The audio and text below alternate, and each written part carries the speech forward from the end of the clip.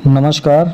मासिक राशिफल कार्यक्रम में आप सबका स्वागत है। आज इस वीडियो में मैं आपको वृषभ राशि के लिए अक्टूबर का महीना कैसा रहने वाला है उसकी संपूर्ण जानकारी दूंगा। मित्रों, सबसे पहले सूर्य की स्थिति को समझते हैं। सूर्य जो है वो आपके चतुर्थ भाव के स्वामी होकर 18 अक्टूबर तक यहाँ पंचम भाव में बुध के साथ बैठे हैं, जहाँ पर बुध जो है वो अपनी उच्च राशि कन्या में विराजमान है 19 अक्टूबर तक।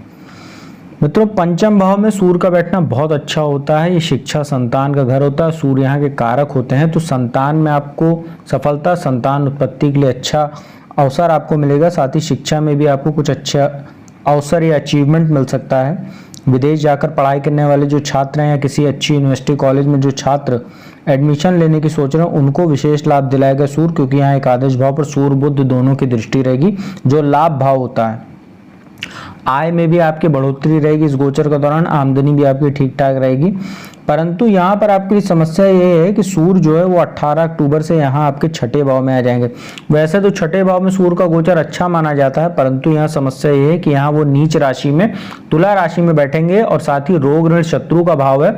और यहाँ पर मंगल 3 अक्टूबर को पहले ही आ चुके हैं और केतु तो यहाँ गोचर कर ही रहे हैं। तो सूर्य जब 18 अक्टूबर को यहाँ गोचर करेंगे और अगले दिन 19 तारीख को बुध भी आ जाएंगे, तो 19 अक्टूबर से तो यहाँ चतुर्ग्रही योग बन जाएगा, जिसमें कई प्रकार के दुर्योग भी हैं।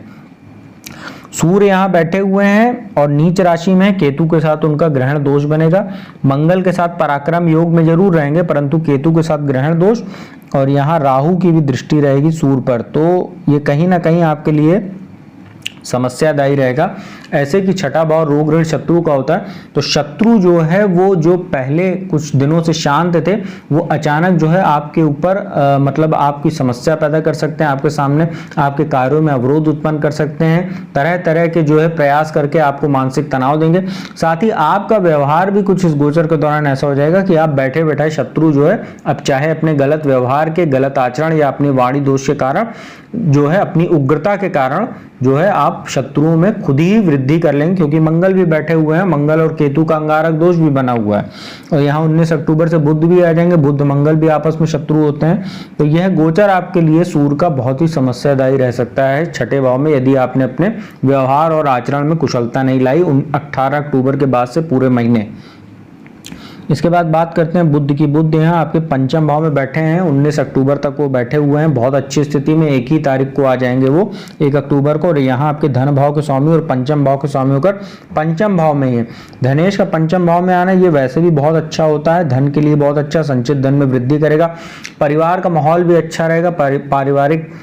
परिवार में कोई मांगलिक कार्यक्रम हो सकता है। साथ ही आपकी वाणी भी कुछ प्रभावशाली रहेगी, अच्छी रहेगी। वाणी संबंधित कोई काम करते हैं, कंसल्टेंसी का काम करते हैं, एडवाइजरी का काम करते हैं या किसी को सलाह वगैरह देने का काम करते हैं, marketing, banking, finance, insurance sector से जुड़े हुए, शेयर मार्केट से जुड़े हुए, तो आप लोगों के लिए बुध का गोचर पंचम भाव में बहुत अच्छा रहेगा। परंतु बुध यहाँ 19 अक्टूबर को आपके छठे भाव में आ जाएंगे और यहाँ पर वो मंगल के साथ भी युति करेंगे, केतु के साथ जड़त्व दोष में भी रहेंगे और राहु की भी दृष्टि रहेगी, तो कहीं ना कहीं आपके लिए कुछ समस्याएं पैदा करेगा, चाहे वो स्वास्थ्य संबंधित हो, पाचन संबंधी समस्या हो, बेवजह के खर्चों की वजह से आपको कर्ज वगैरह भी लेना पड़ सकता है। मामा ननियाल पक्ष से संबंधों को भी प्रभावित करेगा। कार्यस्थल पर भी आपके लिए समस्याओं को जन्म देगा और जो छात्र पढ़ाई लिखाई से जुड़े हैं या प्रतियोगी परीक्षाओं की तैयारी कर रहे हैं उसमें भी तरह तरह के अवरोध उत्पन्न करेगा और उम्मीद के मुताबिक आपको रिजल्ट नहीं मिल पाएगा इस गोचर के दौरान। शुक्र की बात करते हैं। शुक्र 2 अक्टूबर को आपके चतुर्थ भाव में आ जाएंगे और लग्नेश होकर चतुर्थ भाव में है, तो एक प्रकार का केंद्र त्रिकोण राजयोग है ये, और रोगेश भी होते हैं, तो आपको अपने माता के स्वास्थ्य का ध्यान रखना पड़ेगा। साथ ही अपने भी स्वास्थ्य का ध्यान रखिएगा, छाती फेफड़ों का ध्यान रखिएगा। यदि कोई समस्या हो तो तत्काल चिकित्सीय परामर्श लीजिएगा। शनि की सीधी दृष्टि रहेगी शुक्र पर। शुक्र चतुर्थ भाव में बैठे हैं, आपका मन भौतिक सुख साधनों में लगेगा, लग्जरी आइटम को खरीदने में आपका धन जाएगा। संचित धन में आपको कहीं ना कहीं जो है कमी भी देखने को मिलेगी। जैसा मैंने बताया कि 19 अक्टूबर के बाद से स्थिति होगी कि भौतिक सुख साधनों पर या भूमि भवन वाहन की खरीद पर आप जो है निवेश करने का आपकी इच्छा होगी और आप जो है कर्ज वगैरह भी ले सकते हैं, क्योंकि द्वादश भाव पर दृष्टि यहाँ से बनेगी सूर्य मंगल केतु बुध की, और शुक्र बैठे हैं भौतिक सुख साधन के घर में, तो कर्जा वगैरह भी आपको लेना पड़ सकता है। तो बेवजह के निवेश करने से आपको बचना चाहिए और निवेश अगर अच्छा हो तो सोच विचार कर तभी आप पैसे लगाइएगा, अन्यथा आपको जो है कर्जा वगैरह लेने से आपका मानसिक तनाव भी बढ़ेगा और बेवजह का बजट भी आपका बिगड़ सकता है। इसके बाद बात करते हैं मंगल की। मंगल आपके 3 अक्टूबर को छठे भाव में आ जाएंगे। छठे भाव में मंगल कारक होते हैं, परंतु यहाँ केतु के साथ अंगारक दोष बनेगा। राहु की भी अभी यहाँ 30 अक्टूबर तक दृष्टि है, तो ये जो है आपके शत्रुओं में वृद्धि करेगा, बेवजह का कर्ज वगैरह आपको लेने से ये प्रेरित करेगा, तो आपको इन सब चीज़ों से बचना चाहिए। साथ ही आपका पाचन प्रभावित करेगा, पेट संबंधित समस्या, डाइजेशन संबंधित समस्या, लीवर संबंधित समस्या, ब्लड इन्फेक्शन वगैरह आपको हो सकता है। साथ ही आपको जो बवासीर जैसी भी समस्या हो सकती है, और पहले से है तो वो बढ़ भी सकती है। तो तेल मसालेदार या मिर्ची मसालेदार भोजन से आप दूर रहें, जितना हो सके लिक्विड ज़्यादा लें, और हल्का भोजन अगर आप करें तो आपका पाचन और डाइजेस्टिव सिस्टम जो है अच्छा रहेगा। इनकी दृष्टियां जो है यहाँ भाग्य स्थान पर पड़ रही है, और द्वादश भाव पर पड़ रही है, और लग्न पर पड़ रही है मंगल की दृष्टि। भाग्य स्थान पर रोग भाव में बैठकर दृष्टि पड़ रही है, तो भाग्य में अवरोध उत्पन्न करेंगे, पिता के स्वास्थ्य को प्रभावित करेंगे, बेवजह की यात्राएं आपको कराएंगे। साथ ही द्वादश पर दृष्टि तो कोर्ट कचहरी से जुड़े मामलों में समस्या पैदा करने वाले, साथ ही बैठे बैठाए आप किसी वाद विवाद में भी फंस सकते हैं अगर किसी दूसरे के मामलों में आपने हस्तक्षेप किया बेवजह की चीजों में। साथ ही आपको अपने आंखों का भी ध्यान रखने की आवश्यकता रहेगी। लग्न पर दृष्टि रहेगी तो क्रोध, चिड़चिड़ेपन और अहंकार में वृद्धि कराएगा मंगल का अष्टम दृष्टि जो लग्न पर है, जिससे आपका कहीं ना कहीं मान सम्मान भी प्रभावित होगा, तो इसका आप ध्यान रखिएगा। इसके बाद शनि की बात करते हैं। शनि यहाँ दशम भाव में बैठे हुए हैं, वक्री हैं 4 नवंबर तक अभी वो, और यहाँ पर वो शश नाम का महापुरुष राजयोग बनाकर बैठे हैं। इनकी दृष्टियां, तीसरी दृष्टि यहाँ द्वादश भाव पर है, सप्तम दृष्टि चतुर्थ भाव पर है, और सप्तम भाव पर 10वीं दृष्टि है। दशम भाव में शनि बैठे हैं, शश महापुरुष राजयोग बना के बैठे, तो जो लोग लॉ की फील्ड से जुड़े हुए हैं, राजनीति के फील्ड से जुड़े हुए हैं, उनके लिए समय काल विशेष रहने वाला, कुछ नई नई ऊंचाइयां छूने वाला, कैरियर के लिए बहुत अच्छा है ये। हालांकि आपको ये ध्यान रखना है कि द्वादश पर भी दृष्टि रहेगी, तो थोड़ा सा कार्यस्थल वगैरह पर सतर्क रहिएगा, कोई षड्यंत्र वगैरह हो सकता है आपके खिलाफ। साथ ही कार्यभार बढ़ने की वजह से आपका स्वास्थ्य प्रभावित हो सकता है, और आपका स्थान परिवर्तन भी इस गोचर के दौरान, शनि के गोचर के दौरान वक्री काल में आपको देखने को मिल सकता है। इसके बाद जो इनकी यहाँ चतुर्थ भाव पर दृष्टि है, तो शुक्र पर दृष्टि है, तो जैसा मैंने बताया कि माता के स्वास्थ्य का ध्यान रखिएगा, उनके साथ संबंधों का ध्यान रखिएगा, और पिता का सम्मान कीजिए, पिता का आदर कीजिए, तो शनि उतना आपको बुरा फल नहीं देंगे। जो अभी आपके ऊपर कहीं ना कहीं वक्री काल है, तो थोड़ा सा आपको सतर्क रहने की वैसे भी आवश्यकता है। सूर्य नीच हो जाएंगे 19 अक्टूबर से, तो पिता का जितना सम्मान करेंगे उतना ज्यादा आपको सूर्य जो है उनकी नीचता में कमी देखने को मिलेगी आपके आचरण और व्यवहार से। साथ ही भौतिक सुख साधनों में निवेश करने से पहले, जैसा मैंने बताया शुक्र के संदर्भ में, तो शनि की भी दृष्टि रहेगी, और अभी शनि 4 नवंबर तक वक्री है, तो बहुत ही सावधानी से निवेश कीजिएगा, अन्यथा कोई आपको धोखा वगैरह भी हो सकता है।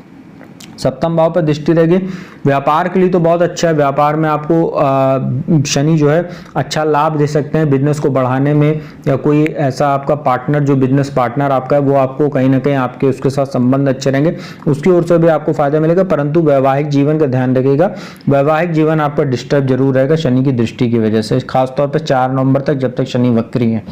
इसके बाद बृहस्पति राहु की बात करते हैं। बृहस्पति राहु द्वादश भाव में बैठे हुए हैं। राहु अब आपके लिए बहुत शुभ स्थिति में आने वाले, क्योंकि वो उल्टा चलते हुए 30 अक्टूबर को यहाँ द्वादश भाव में आ जाएंगे। द्वादश भाव में माफ कीजिएगा, द्वादश से निकलकर एकादश में आ जाएंगे। एकादश भाव में राहु का बैठना बहुत ही शुभ होता है।